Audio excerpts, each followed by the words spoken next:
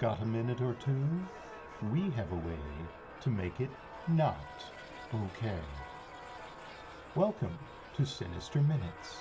I'm your host, writer and storyteller, Kurt Homer. Next to me is the master of macabre musical musings, the maestro of mood, Tim Parker. Together, let us take you on a journey into the dark heart of disturbing. Sinister Minutes. It's not okay.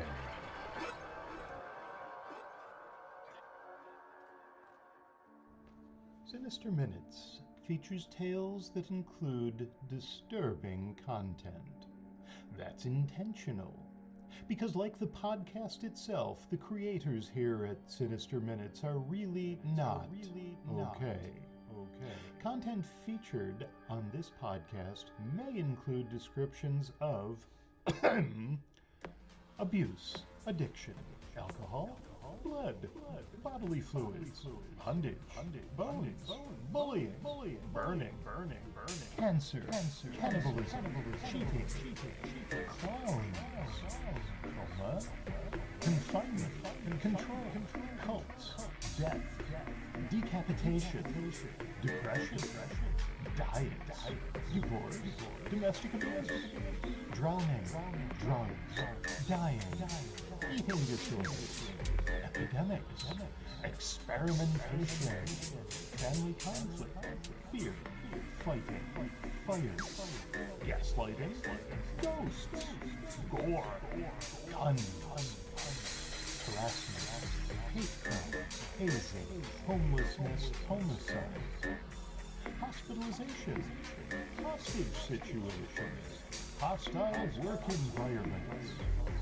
illness, incarceration, infidelity, injury, institutionalization, kidnapping, manipulation, medical procedures, memory problems, mental health issues, military service, misogyny, murder, mutilation, needles, nightmares, nudity, pain, panic attacks, paralysis, physical abuse, pornography, physical assault, police brutality, poverty, profanity, religion, robbery, scars, screaming, self-harm, smoking, hate, spider, stabbing, stalking, starvation, substance abuse, suicide, terrorism, threats, torture, victim blaming,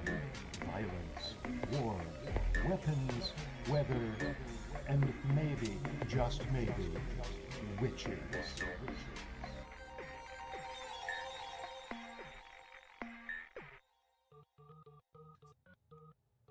Welcome to another episode of the Sinister Minutes podcast. A little trivia today. Did you know that Tim and I share a birthday? Not only that, we just celebrated it in high style, barely coming down from the high we enjoyed from Halloween. We dove headfirst into our magnificent birthday cake. Literally, we dove. I really wish somebody had mentioned the sharp stakes holding all those layers up.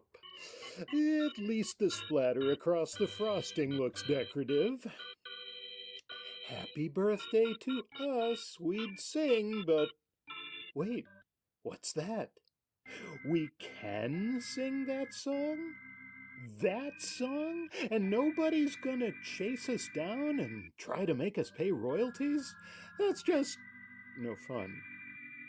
Okay, fine. We'll get on with it. But first, can you please do us a solid and subscribe to Sinister Minutes? Wherever you listen to your podcasts. Apple, Spotify. Seriously, wherever. A nice rating or review would be the perfect icing on our cake. We can't guarantee that icing is going to look like what we have in front of us here, but hey, want to look us up? Or maybe just say happy birthday. Or tell us what it is you sent us in that package we received yesterday, the one with the oily stains all over it. Hit us up on Facebook under Sinister Minutes or send us an email via sinisterminutes@gmail.com. Today's episode of Sinister Minutes features a tale about a family reunion, the kind that nobody wants to attend. Thicker Than Water is all about family bonds, both the ones we need and the ones we wish we didn't have. Going home after a long absence can be hard, especially when the terms you left on weren't the best to begin with. After that, Tim's musical composition is a piece called Room for a New Tombstone. It was inspired by us looking around the cemetery and trying to decide just what sort of marker might suit the likes of us. Something not huge, not tiny, not typical. Something that shouts to the world that we were certainly not okay.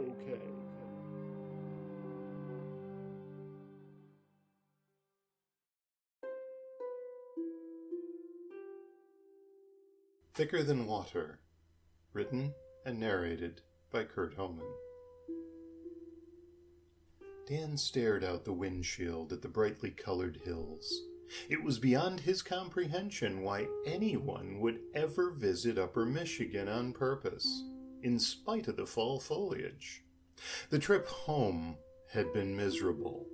The flight out of LaGuardia was delayed due to bad weather in Chicago, but that same weather hadn't delayed the plane he was supposed to catch from there. After hours of running around and arguing with everyone from ticket agents to baggage handlers, he'd managed to sneak onto a tiny 10-seater bound for Marquette, with no less than 3 stops along the way. All in all, he figured he could have gotten to Istanbul more quickly. Home was a place he'd once said goodbye to forever. There'd been some guilt when he'd first walked out, but it was pushed way back in his psyche and held there with proper medication. When his father had called, it had taken Dan a moment to even recognize the voice at the other end. With no contact in 15 years, Dan didn't know how the old man had even found him. He'd called with the one snippet of information that could make Dan get on a plane and go back to the place where the natives called themselves Yoopers. Mom was dead. The meds could no longer keep the guilt from surfacing as Dan sped away from the strip of asphalt that Marquette called an airport. Memories flooded through his mind, aided by the fact that nothing looked any different than the last time he'd seen it. The land that time forgot, he muttered. 45 minutes later, he pulled into the gravel driveway, swerving around the pothole that he knew his father still hadn't fixed. Ahead of him lay the house of his youth. It seemed a bit smaller, but otherwise exactly as he remembered. Dan could never think of a log cabin as romantic or comfortable.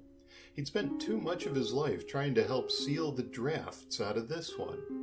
Over the years, his dad had experimented with a lot of different types of chinking, none of it very good, and all poorly applied. The end result was a cabin constructed with what appeared to be melting logs. Dan parked in front and killed the engine. He closed his eyes, took a deep breath, and let his head fall forward far enough to press against the steering wheel. It would be okay. He'd make it through this. "Danny, it's really you! Get out, get out!" Dan raised his head and opened his eyes a crack to peer out the side window. The large woman with hair a shade of blonde that nature never envisioned was bouncing up and down, pulling on the door handle, threatening to permanently damage the rental car if he didn't immediately unlock the door. Dan pasted on a smile as he opened the door. "Gwen," he said, with what he hoped was a proper amount of enthusiasm, "it's so good to see you." "Oh, Danny, I've missed my little brother." She swept him up in a bear hug. He wriggled free a moment later, trying not to gasp for air. I missed you too. How's everybody holding up?" "Dad's doing okay." Her face darkened. "Considering. I mean, him and Mom were together for 45 years. More than that. It's gotta be rough." "I'm sure." Dan took a deep breath and let it out slowly. "Hey, Gwen?" "Yeah?" "I know it was a long time ago, but, well, you know. I didn't leave on the best of terms. How's—" "Hey, boy," said a voice that held enough gravel to patch the driveway several times over. "That you?" Too late. Dan watched his father pound down the steps and stride toward them. The years had not been unkind. The long hair and full beard were a little whiter, the paunch a little bigger, but the mountain man image was intact. Probably wearing the same overalls as the day I left, thought Dan. "Hey, Dad." Dan stuck out his hand. The old man's grip felt like a bear trap, and he pumped Dan's arm without mercy. "Good to see you, boy. You're looking good." An hour later, Dan lay on his old bed, staring at the water stains on the ceiling above him. He'd anticipated everything feeling weird and alien after being gone so long. Instead, it was all so damned familiar, as though he'd never even left. There was a loud rap on the door, followed by a muffled voice. "Boy, you working there?" Dan considered pretending to be asleep. He'd done that countless times growing up. It felt like the most natural response. Maybe it's just best to get it over with. "Out in a minute." "Meet me in the back," came the reply. 5 minutes later, Dan stood in the backyard next to his father, both of them looking down the hill and across the open field to Superior's icy blue mass. Neither said a word. They just began to walk in the direction of the lake. Dan broke the silence first. "Lions are off to a rough start this year, eh?" "Yep. It's enough to turn a man into a Packers fan." "Really?" Dan glanced over at his father, astounded at the blasphemy. The older man kept his eyes forward. "Boy, let me ask you something. You actually watch football, or just spouting shit?" "Here we go," thought Dan. "I don't watch it much." "Then don't be bullshitting me." "You know, Dad," Dan wondered when his voice had gotten so weak, "I'm just trying to make small talk." "Well, don't. Got something to say, say it. Got nothing to say, keep it zipped." Dan kicked at a rock, sending it flying into the brush. "You haven't changed a bit." His father grunted, a sound that might have been a laugh. "Think I'm still the same crusty old sumbitch I always was, eh?" The two of them had wandered off the original trail, heading into a more thickly wooded area. With the late afternoon sun blocked by the trees, Dan started to wish he'd worn an extra sweater. "So, what are we doing out here, Dad?" "You know, if I'd ever talked to my old man like you do, kind of attitude you throw around, he'd have ripped the tongue right out of my head." "I haven't missed hearing that every fucking day." Dan swallowed his anger and snapped off a long dead branch from an aspen, winging it off to one side. "Never could keep quiet in the woods," said his father. "Bet you're still an awful hunter." "Might be a reason for that, Dad. I fucking hate hunting. I always have. Venison tastes like the goddamn zoo smells. I don't know how I gagged that shit down for so many years." "You don't know." "No, I don't care." Dan stopped, turning to face his father. Did you ask me to come out here so you could just give me an earful of your crap again? You missed that for the last 15 years? Because I sure as hell haven't. You don't. His father seemed to deflate a little. When the old man spoke again, after a moment, it was much quieter than Dan remembered it ever being before. No, it's not. Why we're out here. Why then? Dan glared over at the older man. About what happened. About your ma. Dad, Dan's voice trailed off. He felt guilty for losing his temper, if not unjustified. Dad, he started again, consciously controlling his voice. What happened? Your mom. She was a special lady. Real special. Dan nodded. His father started walking again, and Dan fell into step beside him. I guess I wasn't the only one felt that way, he said. Of course not. Dan kicked at a pebble. She was my mom. Special doesn't even begin to... Not talking about you, snapped his father. Not you, not Gwen. I mean... What? I mean, I wasn't the only guy who... The only one she... Oh, hell. Dan stopped and stared at his father, reaching out and resting a hand on his shoulder. What are you trying to say? Boy, you remember that year I took you and your sister up to the Porkies? Dan took a deep breath and let it out slowly. This was going to be one of those long, meandering stories without a point. He knew it. What are you talking about? His father shook off Dan's hand, anger flashing in his eyes. Just answer the goddamn question. What did you expect, Dad? You drag me out here, tell me you think... Well, I don't know what you think. Then you ask me if I remember some stupid camping trip we went on when I was a kid.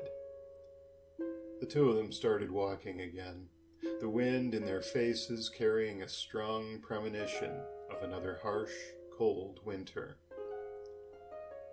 Dan exhaled loudly, shaking his head. Okay, I'll play. Yeah, I remember our trip to the beautiful Porcupine Mountains. It was about the only vacation you ever... Yeah, I know. Thing is, your ma didn't come along on that trip. She had the flu or something, right? That's what she said at the time. Doc Brugger had to come out and check up on her. Actually made a house call. Dan wrapped his arms around his chest, hugging himself. Hey, can we turn and walk the other way? This wind's cutting right through me. You always... never mind. The two of them turned back the way they'd come, the breeze at their backs less intensely chilling. Silence dangled between them for a few hundred paces. Dan was the first to break it. So I assume there's more to this story? Yep. Turns out Doc didn't make many house calls. In fact, he never made any. Except for your ma. Reckon he made quite a few for her. You mean Mom? And Doc Brugger? Jesus, Dad. 20 years it was going on, right under my nose. Dan shook his head. His father had gone off the deep end this time. It had to be that. It was the only thing made any sense. When he risked a glance at the old man, he saw his father wiping his eyes. Just keep walking, okay? The old man's voice sounded even more hoarse than usual. So what happened? Dan kept his voice even, hoping it didn't betray the emotional storm that was coursing through him. She told you? Figured it out on my own. All the tracks and signs pointed in the right direction. Then a few months back, your ma and me, we got ourselves in a fight. Can't even remember now what the hell it was about, but at some point your ma clammed up, just like she always did. Usually when she got like that, I had the sense to walk away for a while. But not this time. Dan knew it was a dumb question as soon as he asked it. For once, his father took no notice. "Yep, I ain't ever hit no woman, but I knew I wanted to that night. I was so pissed off the way she was acting, I just threw it out there." He started walking again, the house coming into view beyond the edge of the trees. Dan put a hand on his forehead, his head feeling like it was going to burst. The lousy trip to his past just kept getting worse. He figured they'd either have to wrap the story up or keep walking. He hoped the former. As much as he wanted to know what had happened, the chill was working his way down to his bones. So what happened? After I said that, told her I knew about her and Doc, she just kind of collapsed on the floor, all curled up in a ball and weepy. I decided then and there to go get lost for a while, so I started walking. And that's it. Neither of us ever said another word about it. Pretty sure the thing between her and Doc ended right then and there, but your ma, she was never the same. His father pinched the bridge of his nose. I don't remember her ever laughing again after that, not even so much as a smile. I think in the end, she died of a broken heart. They were almost at the back step before his father spoke again, this time in a low growl. "Not a word of this to anybody. You got it?" The first glass burned all the way down his throat in that style that only the cheapest whiskeys can elicit.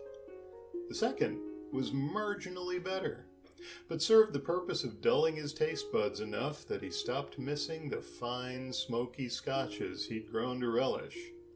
By the third, Dan had settled into yet another all-too-familiar Uper habit.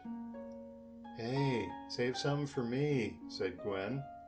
She pulled out a chair and plopped down across from him, rocking the wobbly kitchen table enough to splash a few amber-colored drops of forget-it-all over the rim. "Not if you're going to waste it like that." He picked up the glass, drained it, and poured another 3 fingers before pushing it across to her.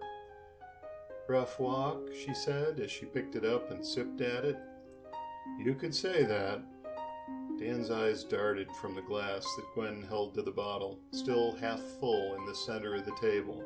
He stopped just short of picking it up and draining it. "Where is he?" she asked. "Still out there, somewhere. You know how he gets." "Yeah, some things never change. So what happened out there?" "How much did you talk to Mom in the last few years?" Dan raised his gaze from the whiskey bottle to his sister's face. "Did she say anything about him?" "Yeah, especially lately. Sounded like things got pretty bad between them." "Did she?" Dan trailed off, not quite able to finish the question. "What?" "Did Mom, was she seeing somebody else?" Gwen drained her glass. "What do you think?" "I sure as hell wouldn't blame her if she did. But it don't matter what I think, because Heath sure thought she did." "That's the problem," said Gwen. "What he thought. It ate 'em both up." "What do you mean?" "Last 6 months or so, just since he retired, she told me he wouldn't let her go anywhere without him. Even trips to the store, he always had to tag along. It was driving her crazy." Dan shook his head. "Did he come right out and accuse her?" "She never said," said Gwen. "But I guess he started opening all the mail, following her around when she was on the phone, that kind of stuff." "Damn." "Yeah." Gwen finished the drink and passed the empty tumbler across the table, where Dan quickly refilled it. He splashed it back, relishing the smoky, sweet burn in his throat. "It drove Mom nuts," said Gwen. "With him retired, he was literally underfoot all the time, and after so many years together, It seemed like he just didn't trust her anymore. It just broke her heart. The Reader's Digests in the waiting room were the only indication that any time had passed since Dan's last visit. Most of them were only a couple years out of date rather than the full 15. The paint on the beige walls was peeling in places, and the carpet was blackened and worn thin from countless slush-dirty boots, just like it had always looked. "Mr. Ailes?" Dan rose and approached the receptionist awkwardly, his legs asleep from the hard wooden chair. He had to stifle a laugh at the Mr. Ailes coming from Nurse Jody, a woman who had assisted in his birth and countless visits throughout his childhood. "Is the doctor available now?" "Dr. Brugger offers his apologies, but he's very busy today." Nurse Jody, ageless as ever in her spotless, if faded, white uniform, appeared to be at least a little bit sympathetic. Dan shook his head. "Really? I've been the only one here for the last hour." Any vestiges of sympathy faded from her face. "Emergencies do crop up." Her voice carried all the ice of January. "He got called away." Dan sighed. "Do you know if he'll be back today?" "I'm afraid I have no idea." "Damn. Maybe I... Wait a minute." Dan rushed to the door. "Doc!" he shouted across the parking lot. Doc Brugger, like his office, had barely changed with time. His hair might have thinned the slightest bit, but he looked to be in excellent shape. The speed with which he crossed the lot and opened the door of his truck confirmed that appearance. Dan arrived at the driver's side window, just as the doctor was firing up the engine. "Hey, I just need a minute," he shouted through the glass. "Don't have a minute." Doc Brugger stared straight out the windshield, not even turning his gaze to Dan. "I could ride with you," said Dan. "Please?" "No can do," said the doctor, and a moment later Dan found himself staring at the rapidly retreating taillights of the doctor's pickup. What the hell? Not knowing what else to do, and certainly not ready to go back to the house, Dan walked into the waiting room. With only a quick glance at the hard, empty chairs, he approached the counter. "Nurse Jody?" "Yes, Mr. Ailes." "Can I make an appointment to see the doctor tomorrow?" "What's the nature of your ailment?"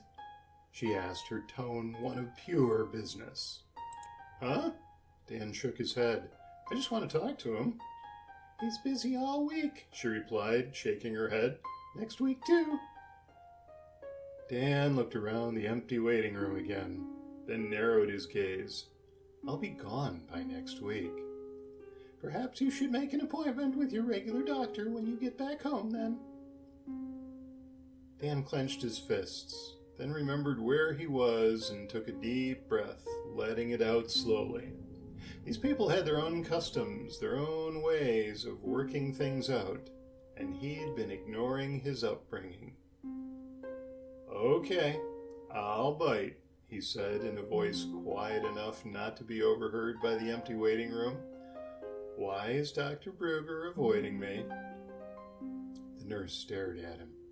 She kept staring, and Dan could hear the slow ticking of the wall clock as it progressed through what felt like the longest seconds of his life.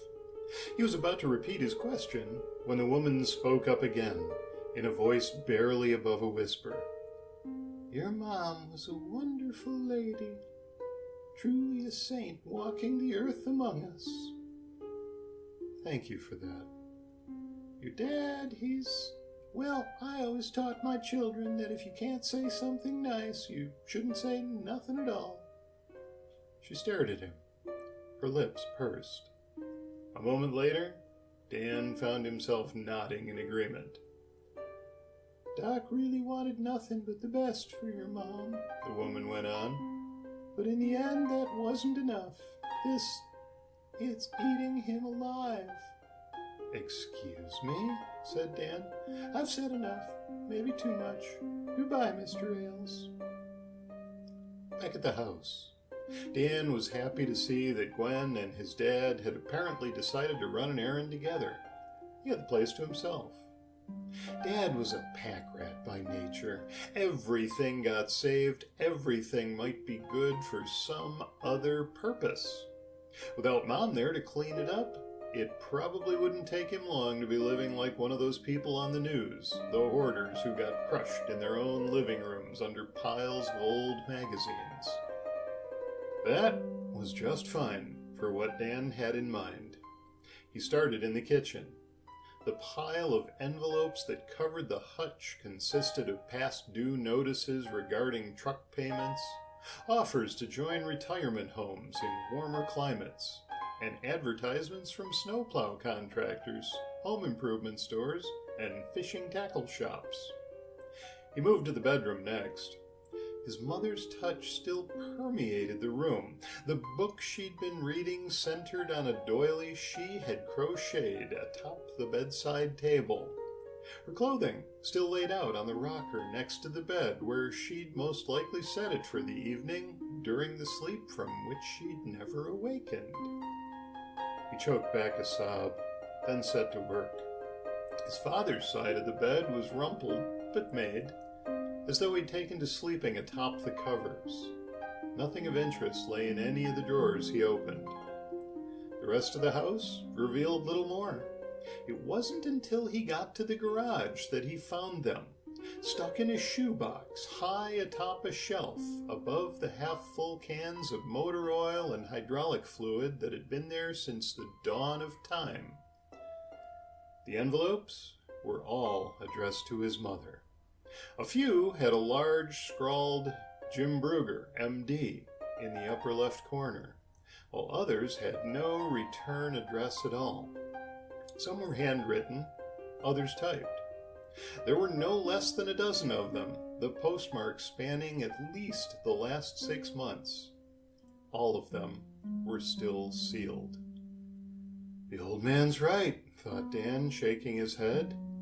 Mom, Doc, the pieces were starting to fit. The nagging headache he'd had since arriving started to throb behind his eyes. Taking a letter from the top of the pile, he ran his finger under the flap and ripped the envelope open.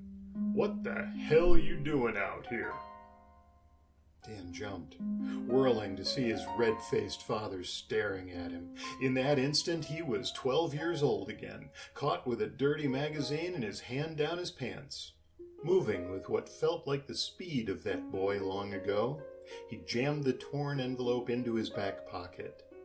"Give me those," growled the old man, grabbing the cardboard box off the workbench and yanking it to his chest. "Can't leave nothing alone, can you?" Dan looked down at the ground, unable to meet his father's gaze. I'm sorry. You damn well should be.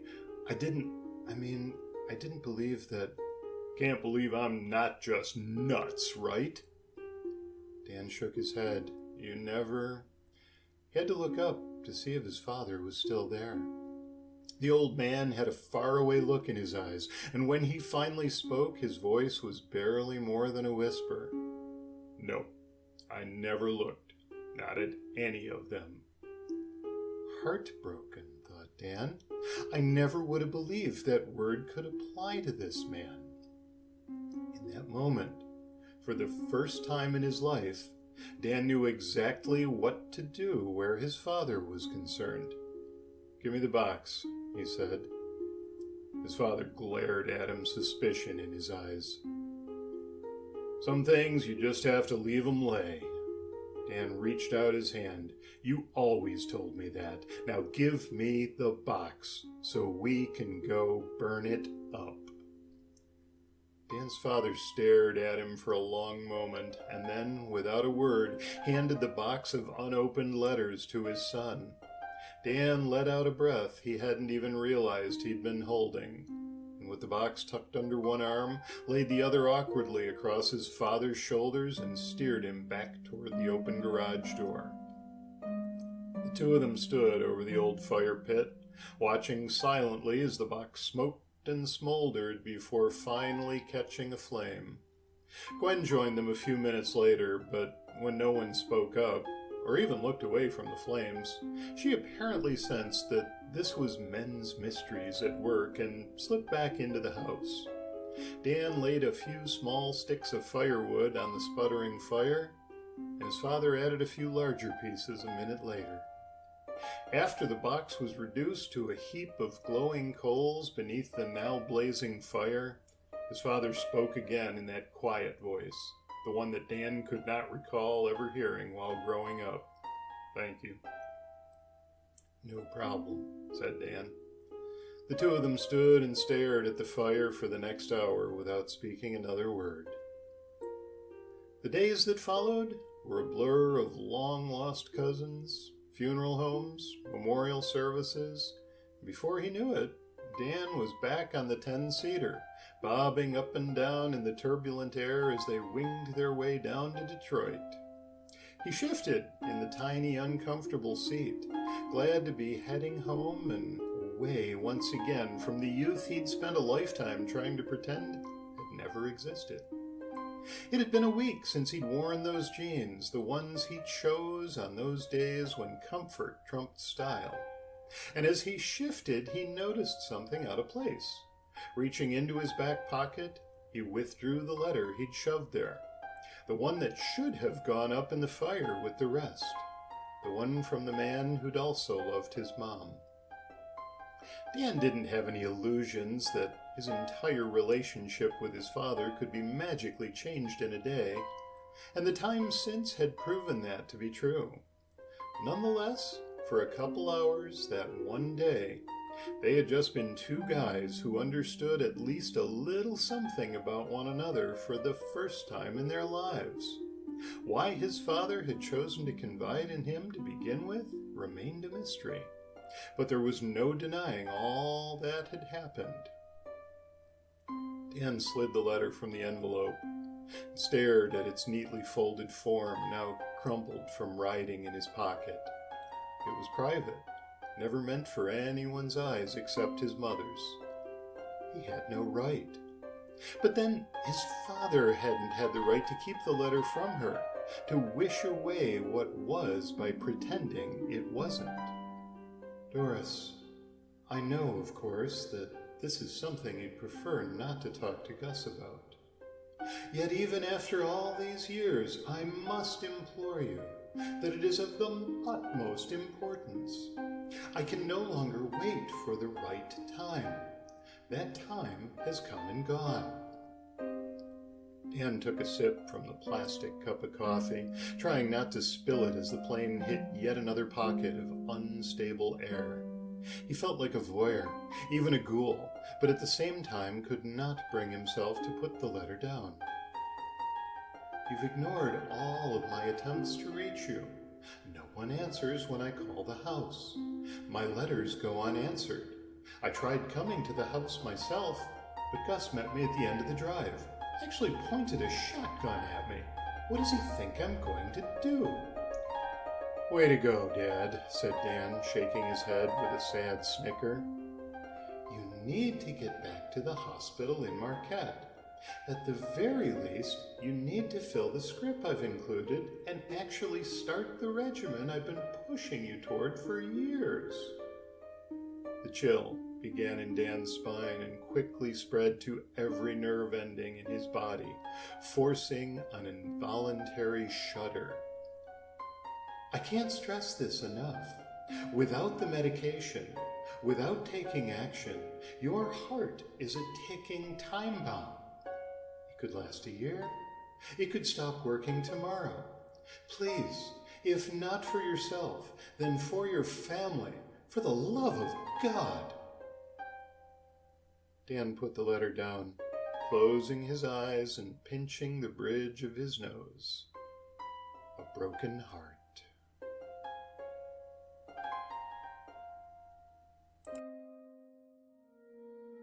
Room for a New Tombstone. Composed and performed by Tim Parker.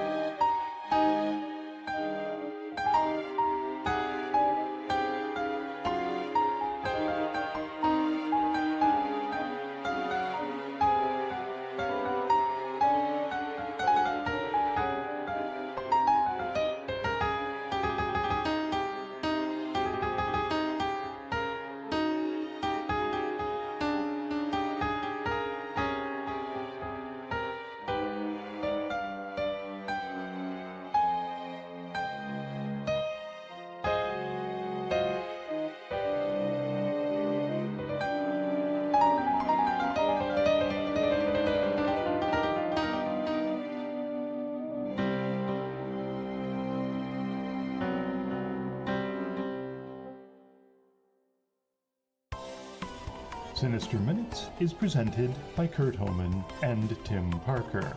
The musical score was composed and performed by Tim Parker. Our production team consists of Kurt Homan and Tim Parker.